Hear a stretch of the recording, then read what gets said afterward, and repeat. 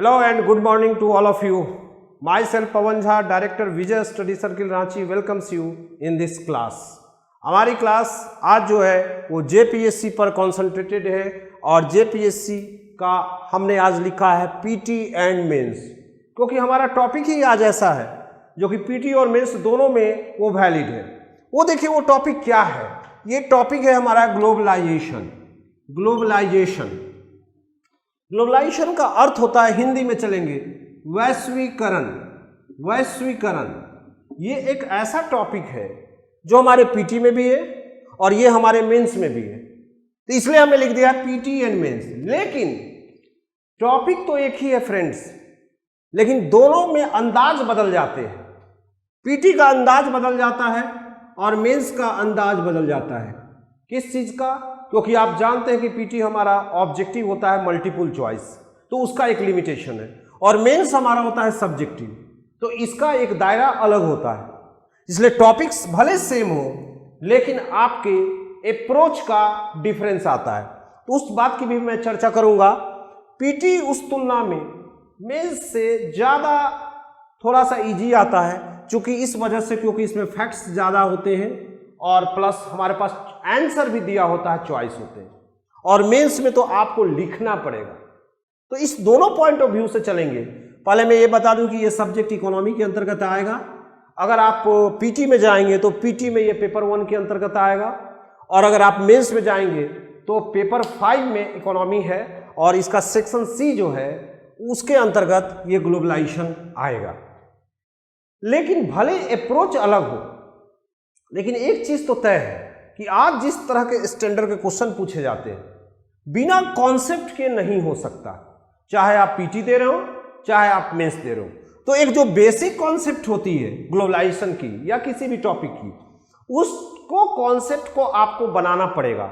और मेरा प्रयास ये रहेगा कि आज इस शॉर्ट क्लास में आप ग्लोबलाइजेशन के सारे पहलू को जानें और अपनी कॉन्सेप्ट को क्लियर कर रहे हैं।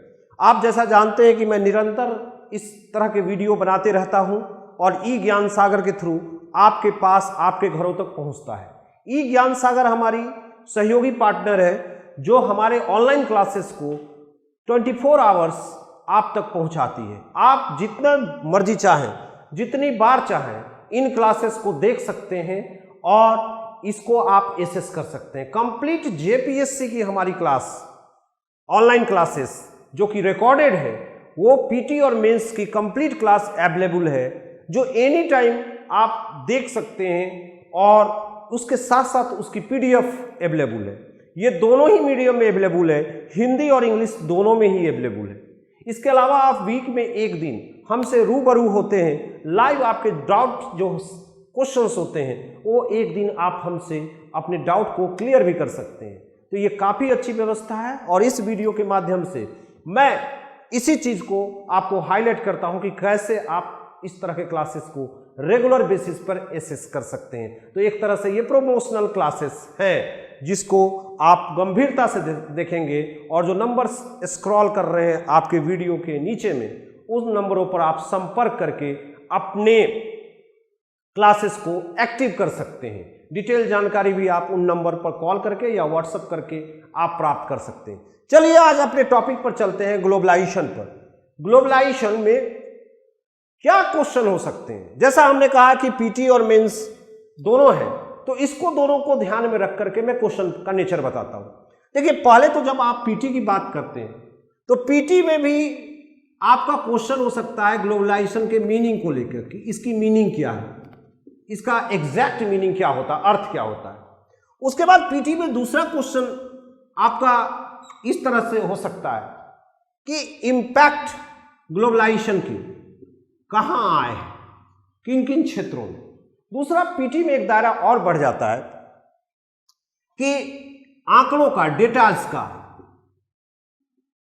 कि अगर आपने कहा कि फॉरेन ट्रेड बढ़ा है, विदेशी व्यापार, तो फिर अभी का लेटेस्ट आंकड़ा क्या बोल रहा है, इन्फ्लेशन कंट्रोल हुआ है, मुद्रास्फीति, तो उसके आंकड़े क्या है।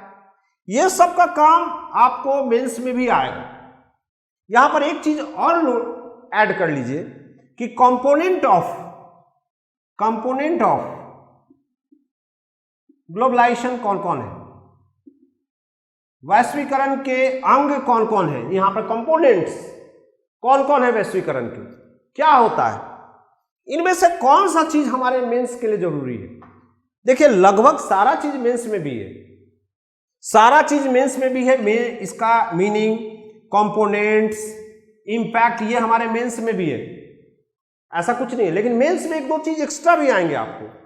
एक दो चीज एक्स्ट्रा क्या आएंगे मेंस में, तो ध्यान रखिए कि मेंस में हमारे ये पूछ सकता है कि ग्लोबलाइजेशन, क्या आज रियल में सही ग्लोबलाइजेशन हो रहा है, जो WTO ग्लोबलाइजेशन को चला रही है, क्या हम इसको माने कि परफेक्टली काम कर रही है। दूसरा, मेंस में प्रभाव को दूसरे ढंग से भी पूछ सकता है। किस ढंग से? एक पहलू को हाईलाइट करके पूछ सकता है, वो पहलू कि क्या ग्लोबलाइजेशन ने यहां पर सांस्कृतिक प्रदूषण फैलाया है या हम अपनी सभ्यता से दूर जा रहे हैं। ये प्रभाव के अंतर्गत ही आएगा, इंपैक्ट। तो ये मेंस में अब अगर हम इसको अरेंज करके देखें कि क्या क्वेश्चन हो सकते हैं हमारे मेंस में, तो हमारा क्वेश्चन ये हो सकता है, वैश्वीकरण क्या है, what is globalisation. Question number 1, वैश्वीकरण क्या है, या वैश्वीकरण से आप क्या समझते हैं, what do you understand by globalisation.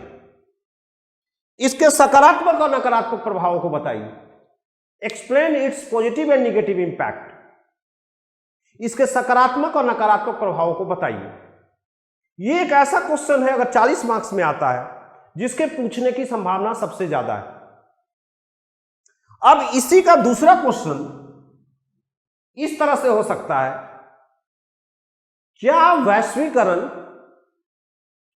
वैश्वीकरण सही ढंग से काम कर रही है। Do you think that the globalisation is working properly.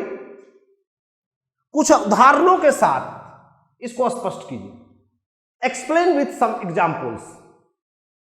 ये आपको इन दोनों बिंदुओं को अगर आप कर लेंगे, इन दो क्वेश्चंस को, तो फिर वैश्वीकरण में कुछ भी क्वेश्चन ट्विस्टेड आए, आप उसका जवाब दे सकते हैं। एक और चीज है जिसके लिए बहुत चिंतित होने की जरूरत नहीं है। वैश्वीकरण और WTO दे सकता है, ग्लोबलाइजेशन और WTO दे सकता है। एक्चुअली वैश्वीकरण को चलाती है WTO ही, वैश्वीकरण को आगे ले जाती है WTO ही। तो हो सकता है कि वैश्वीकरण और WTO को आपको स्पष्ट करने के लिए दिया जाए। हमने जितने भी क्वेश्चन आपको बताया 40 मार्क्स के हिसाब से, हम बराबर ये बोलते हैं कि पिछले बार यही पैटर्न रहा JPSC मेंस में, लेकिन यह संभावना हमेशा खुली हुई है कि ऐसा भी हो सकता है कि अगले बार 20-20 मार्क्स का क्वेश्चन दे, ऐसा भी हो सकता है। इसलिए आपके पास दो तरह के नोट्स होने चाहिए, जो मैक्सिमम लड़के नहीं करते, उनको आइडिया ही नहीं करते। एक जिसको हम लोग फुट नोट्स बोलते हैं, पॉइंट वाइज, एक होते हैं पॉइंट वाइज और दूसरे होते हैं, ध्यान रखिए, जो फुल लेंथ नोट्स है। फुल लेंथ नोट 600 से 700 वर्ड होना चाहिए 40 मार्क्स के लिए, और फुट नोट्स पॉइंट वाइज होने चाहिए। इस हिसाब से आपको, ताकि उसमें फ्लेक्सिबिलिटी होनी चाहिए। हमको अगर 600 से 700 वर्ड में लिखना है तो 600 से 700 वर्ड्स के हिसाब से हम लिख दें उसको, और अगर हमको 250-300 वर्ड में लिखना है तो हम 250-300 वर्ड के हिसाब यूज करें। और ज्यादातर नोट्स ऐसा नहीं होते, वो जेरोक्स, वो PDF 1,000 वर्ड में है। 1,000 वर्ड में क्या करोगे वहां, और अपनी उतनी बुद्धि है नहीं कि उसमें से कौन सा चीज इंपॉर्टेंट है, कौन सा चीज उसको काटे। यही सबसे बड़ी समस्या है। तो 70% स्टूडेंट तो मेंस में एग्जाम देने से पहले ही बाहर हो जाते हैं। ना तो उनके पास परफेक्ट मटेरियल है, ना तो परफेक्ट गाइडलाइन है कि किस तरह से आंसर लिखना है। अभी चलता हूं, मैं बताता हूं, ये जो क्वेश्चन आपने देखा, इसके आंसर्स पर चलते हैं। इसके आंसर्स पर अगर आप जाएंगे, ध्यान रखिए, अगर आप इसके आंसर्स पर जाएंगे तो सबसे पहले ग्लोबलाइजेशन का मीनिंग पर चलिए।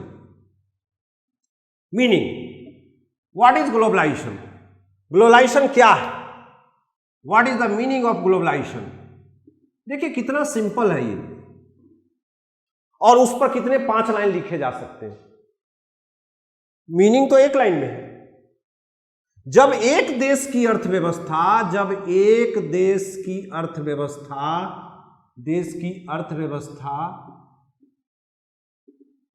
विश्व अर्थव्यवस्था से जोड़ दी जाती है,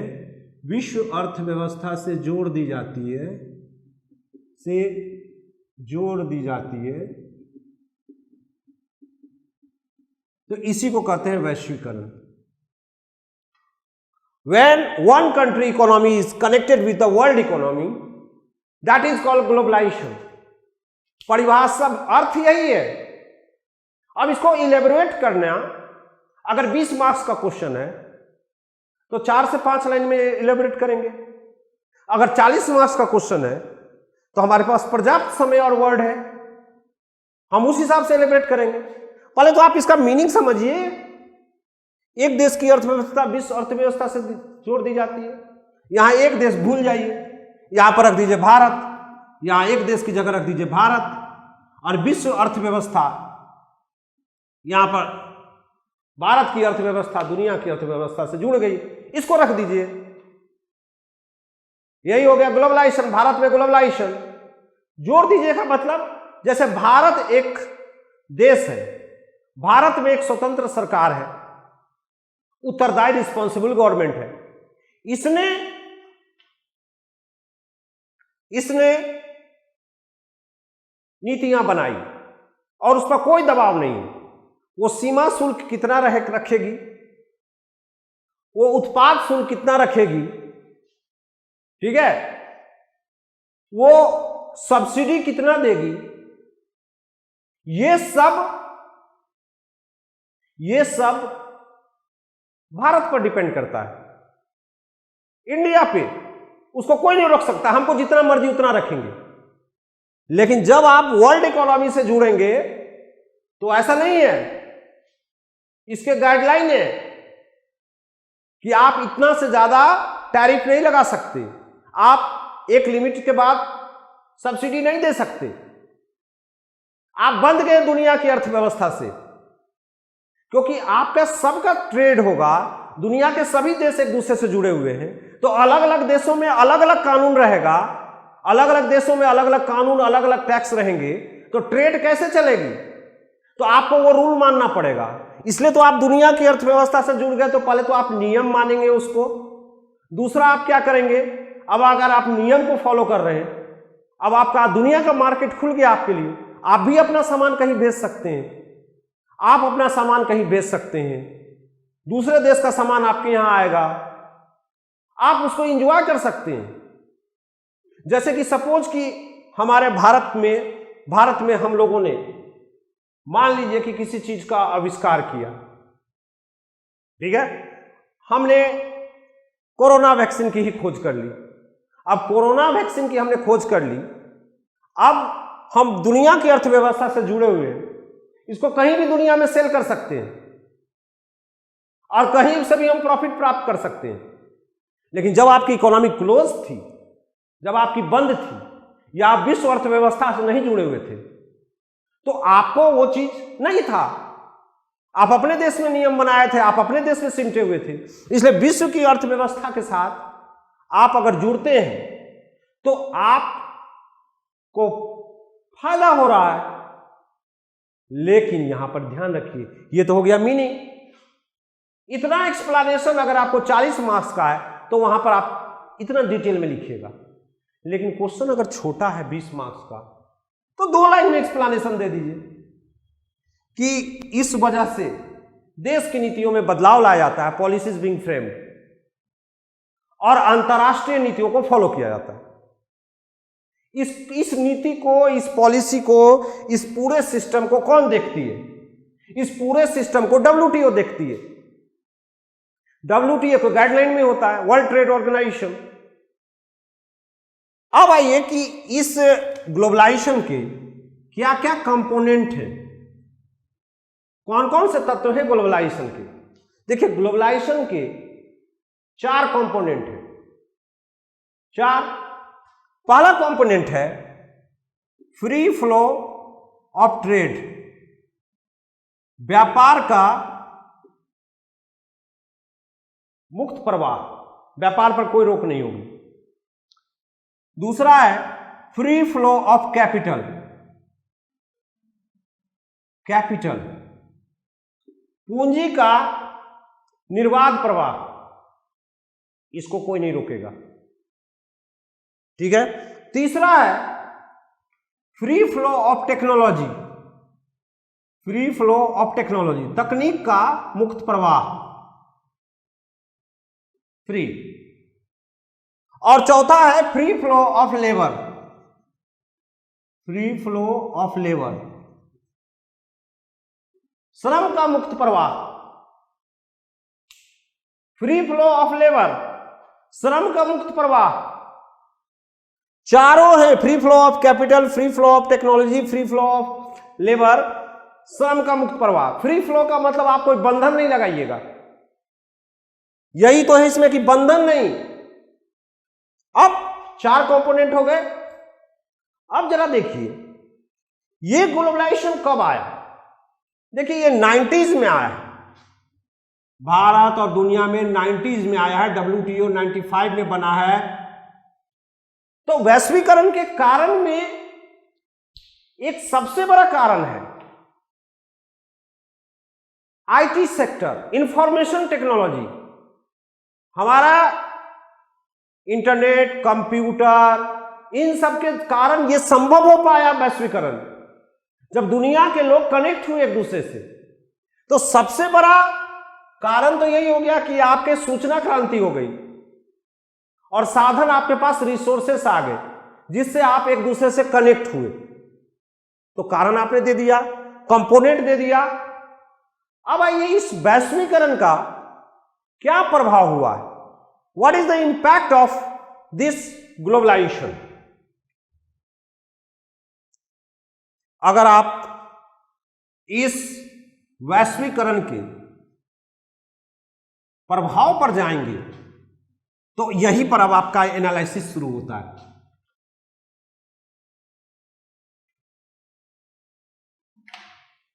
और यही जो मैं बार बार कहता हूं कि मेंस में एनालिटिकल एबिलिटी नंबर देती है। और ओपन माइंड से लिखिए। आप हार्डकोर सपोर्टर होंगे वैश्वीकरण के तो एक भी बात आप निगेटिव लिखने के लिए तैयार नहीं। आप हार्डकोर ओपोनेंट होंगे वैश्वीकरण के तो एक भी अच्छी बात देखने के लिए आप तैयार नहीं। ये एटीट्यूड पब्लिक सर्विस कमीशन के एग्जाम में नहीं होता है। पब्लिक सर्वेंट जो होते हैं वो एग्जीक्यूटिव के पार्ट होते हैं और एग्जीक्यूटिव न्यूट्रल होती है, जिसको सारी बातों को सामने रखना होता है। प्रभाव अगर आप देखेंगे तो 2 तरह के प्रभाव एकदम स्पष्ट नजर आएंगे।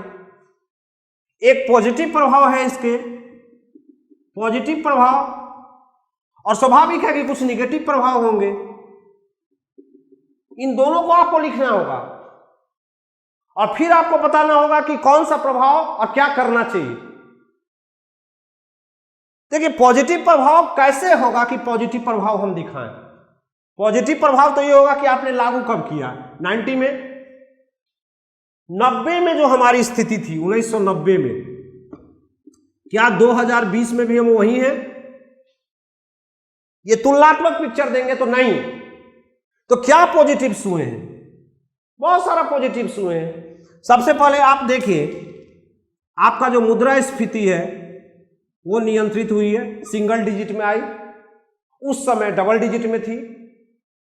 आपका जो इंडस्ट्रियल प्रोडक्शन है, औद्योगिक उत्पादन, वो बढ़ा है, औद्योगिक उत्पादन बढ़ा है। आपका कृषि में सुधार हुआ है, विकास दर में कृषि वृद्धि दर। आपका विदेशी निवेश में वृद्धि हुई है, फॉरेन इन्वेस्टमेंट, बहुराष्ट्रीय कंपनियां यहां आई हैं, कंपनियां। फिर ग्लोबलाइजेशन का इंपैक्ट में अगर पीटी के दृष्टिकोण से देखें, सबसे बड़ा फायदा होता है कि प्रतिस्पर्धा बढ़ी है, कंपटीशन बढ़ने से गुणवत्ता बढ़ी है, क्वालिटी हैज इंप्रूव्ड, क्वालिटी बढ़ गई है। ये सब हम देखते हैं फायदे। जब प्रॉपरली मेंस लिखिएगा तो कुछ डाटा देना होगा, अभी मैं बिना डाटा के बात किया, अपडेट डाटा देना होगा जो आपके नोट्स में होंगे। अब आइए कि फिर निगेटिव क्या दिखा है, इतना पॉजिटिव दिखा है। देखिए निगेटिव अगर बात करें तो 2-3 मुद्दों पर बहस होती है। सबसे पहली बहस ये होती है निगेटिव इसका कि इसने विषमता उत्पन्न की है, इनइक्वालिटी। विषमता क्या? भारत में आज अरबपतियों की संख्या ज्यादा है तो भारत में गरीबों की संख्या भी बढ़ रही है, प्रतिशत कम हुआ, संख्या बढ़ रही है। कुछ राज्य आगे चले गए, कुछ राज्य पीछे चले गए। तो एक तो सबसे बड़ी इसकी आलोचना होती है विषमता को लेकर। दूसरी आलोचना क्या होती है?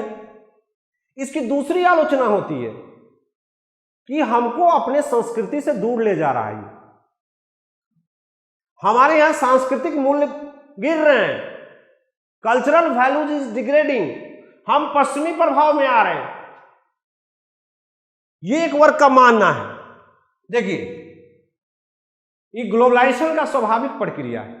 अब आपने दोनों पक्ष दे दिया कि सांस्कृतिक प्रदूषण है और फिर आपने दिया कि विषमता है, इधर आपने पॉजिटिव दे दिया, कितने पॉजिटिव है। अब आपको ग्लोबलाइजेशन को कंटिन्यू करना है कि नहीं करना है, आप इसके समर्थन में जाएंगे कि नहीं जाएंगे। देखिए हम लोग अपने आंसर को गवर्नमेंट के पॉलिसी के अनुसार फ्रेम करते हैं। आपको गवर्नमेंट के पॉलिसी के अनुसार अपने जवाब को लिखने होते हैं। हमारी सरकार क्या ग्लोबलाइजेशन के लिए मना की है? कुछ स्टूडेंट कंफ्यूज हैं कि प्रधानमंत्री ने आत्मनिर्भर भारत कहा है। आत्मनिर्भर भारत और ग्लोबलाइजेशन विरोधी नहीं है। आत्मनिर्भर भारत का मतलब है कि हम ऐसा प्रोडक्शन करें जो हमको इंपोर्ट नहीं करना पड़े। उसमें कहां बोलेंगे विदेश व्यापार छोड़ दीजिए। आप अगर ज्यादा प्रोडक्शन करेंगे तो दुनिया आपके लिए खुली हुई है, आप एक्सपोर्ट कर सकते हैं उसको और कमा सकते हैं। तो इसलिए आत्मनिर्भर भारत है कि हमारे पास कुछ होना चाहिए ना जो हम एक्सपोर्ट कर सकें। तो इसलिए ग्लोबलाइजेशन का विरोध कहां है? तो सरकार इसके पक्ष में, ग्लोबलाइजेशन से हम लोग पीछे नहीं हट सकते। ग्लोबलाइजेशन हम पीछे नहीं जा सकते, लेकिन हम सुधार कर सकते हैं। हमें सबसे पहले उन वंचित क्षेत्रों का पहचान करना होगा जहां पर ग्लोबलाइजेशन के लाभ नहीं पहुंचे और वहां पर निवेश का वातावरण कायम करना होगा। तो वो सुधार किए जा सकते हैं। जहां तक सांस्कृतिक प्रदूषण का प्रश्न है, ये डिबेट चलता रहेगा। हमारे यहां हमेशा विदेशी लोग आए हैं और हमने विदेशी संस्कृति से कुछ सीखा है और हमारी संस्कृति में ही इतनी विविधता है, इतने वेरिएशंस हैं कि एक निष्कर्ष पर आप नहीं पहुंच सकते। इसलिए क्या अच्छा क्या बुरा एक सामान्य चीज के बाद आप कंक्लूजन नहीं दे सकते। जैसे आप मैरिज सिस्टम देखिए, हमारे यहाँ कई ट्राइबल्स में और सभ्य समाजों में विवाह के पहले एक दूसरे को फोटो देखने तक की इजाजत नहीं है और कई ट्राइबल समुदाय में एक प्रोबेशन पीरियड है कि 10 से 15 दिन अपने साथी के साथ आप रह करके उनके स्वभाव को देख लीजिए।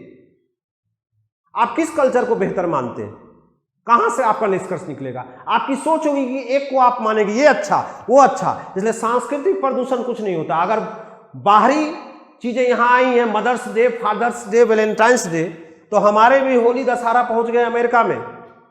बर्गर पिज्जा अगर यहां आई है तो लिट्टी चोखा चला गया अमेरिका में। ये तो ग्लोबलाइजेशन का अंग है। एक स्तर के बाद जहां पर समाज में अश्लीलता, ऑब्सेनिटी, न्यूडिटी, नग्नता, इसके लिए हमारे यहाँ रूल्स एंड रेगुलेशंस बने हुए हैं। वो रूल्स और रेगुलेशन का अगर फॉलो होता है तो आप इस फ्लो को नहीं रोक सकते। ये फ्लो आएगी और इसको रोकना भी नहीं चाहिए। इसलिए ग्लोबलाइजेशन का सांस्कृतिक का एनालिसिस करना मुश्किल काम है। हम लोग इकोनॉमिक पर, ये इकोनॉमिक घटना है तो आपको उसी पर मूल्यांकन करना होगा। अब आइए कि इस ग्लोबलाइजेशन का जो लास्ट पार्ट है, क्या दुनिया में आज सही ग्लोबलाइजेशन हो रहा है? नहीं। दुनिया में सही ग्लोबलाइजेशन अगर होता तो भारत को और फायदा होता। अमेरिका और यूरोपीय देश सही ग्लोबलाइजेशन नहीं होने दे रहे हैं। वो दो जगह बंधन लगाते हैं। एक तो वो सब्सिडी जो है जरूरत से ज्यादा अपने किसानों को दे रहे हैं, और डेवलपिंग कंट्री इंडिया जैसे देश का मेन आधार कृषि है, वो अपने किसानों को सब्सिडी देते हैं, उनका प्रोड्यूस सस्ता हो जाता है। हमारे यहाँ ना तो उतनी क्षमता है, ना हम उतना दे पाते हैं, और हम नियमों से बंधे हुए हैं, तो हम अपने किसानों को नहीं देते हैं सब्सिडी, तो हमारा माल महंगा हो जाता है। और दुनिया में सबके माल सब जगह पहुंच रहे हैं। अमेरिकी गेहूं 10 रुपये है, इंडियन गेहूं 15 रुपये है, दोनों का क्वालिटी एक है, तो हम तो मार खा गए। ये सब्सिडी देकर प्राइस को कम किए हुए हैं अपना। दूसरा, हमारा रूल्स जो WTO सही फॉलो नहीं कर रही है, और ये विकसित देश फॉलो नहीं कर रहे हैं, कि कृषि सब्सिडी की हमने बात की। ये जो श्रम का प्रवाह है, श्रम का प्रवाह, फ्लो ऑफ लेबर का मतलब वो लेबर जिसको कि सर्विस सेक्टर में आप रखते हैं, जैसे इंजीनियर, सॉफ्टवेयर इंजीनियर, ये भी लेबर है। अमेरिका और विकसित देशों ने ऐसे कानून अपने यहां बना लिए हैं जिसमें इनके जाने पर प्रतिबंध लगाते हैं। H1B वीसा आप देखिए रिस्ट्रिक्टेड कर दिया। ये तो ग्लोबलाइजेशन के खिलाफ है। यानी जहां जहां विकासशील देश और भारत मजबूत है, वहां पर ग्लोबलाइजेशन को स्ट्रिक्ट करके या वन वे कर दिया गया है, इसलिए सही में ग्लोबलाइजेशन नहीं हो रहा है। तो क्या है इसका उपाय? लास्ट में आपको लिखना पड़ेगा कि भारत ये प्रयास कर ही रहा है, अंतर्राष्ट्रीय दबाव बढ़ा रहा है यूरोपियन कंट्री अमेरिका पर, उसके कुछ परिणाम भी आए हैं। अमेरिका ने अपने कृषि सब्सिडी में कटौती की है, और वो कटौती अभी भी पर्याप्त नहीं है, लेकिन फायदे हुए। तो ये रहा आपका, इसी तरह का दबाव भारत को रखना होगा। अब आपकी ग्लोबलाइजेशन की कॉन्सेप्ट मुझे लगता है क्लियर होगी। हमने संक्षिप्त में कहा, जब हमारे क्लासरूम में आएंगे ऑनलाइन क्लासेस में, डिटेल नोट्स आपको वैश्वीकरण पर मिलेगा, सारे प्रभाव डेटाज मिलेंगे, हिंदी और इंग्लिश दोनों मीडियम में अवेलेबल है। आप सब अपनी तैयारी को मजबूती दीजिए। आप इकोनॉमी का सिलेबस देख रहे हैं JPSC का, मैंने पहले भी दावा किया, आज भी दावा करता हूं, एक कोई भी किताब टेक्स्ट बुक नहीं है JPSC मेंस के लिए इकोनॉमिक्स पर। आपको कई स्रोतों से उसको जमा करना होगा। इतना टाइम क्यों वेस्ट कर रहे हैं? आप विजय स्टडी सर्किल रांची के ऑनलाइन क्लासेस को ज्वाइन कीजिए, सारे नोट्स आपको अवेलेबल हैं, सारे टॉपिक्स के कॉन्सेप्ट क्लियर हैं आपके। तो इसलिए मैं चाहूंगा कि नीचे फ्लैश किए गए नंबर पर आप संपर्क करें और जल्द से जल्द अपने ऑनलाइन क्लासेस को एक्टिव करें, जो 24 आवर्स और जितना चाहें उतनी बार आप देख सकते हैं। उम्मीद करता हूं ये वीडियो आपको पसंद आया होगा। आप इसको लाइक भी करें और इसको सब्सक्राइब भी करें। Thank you.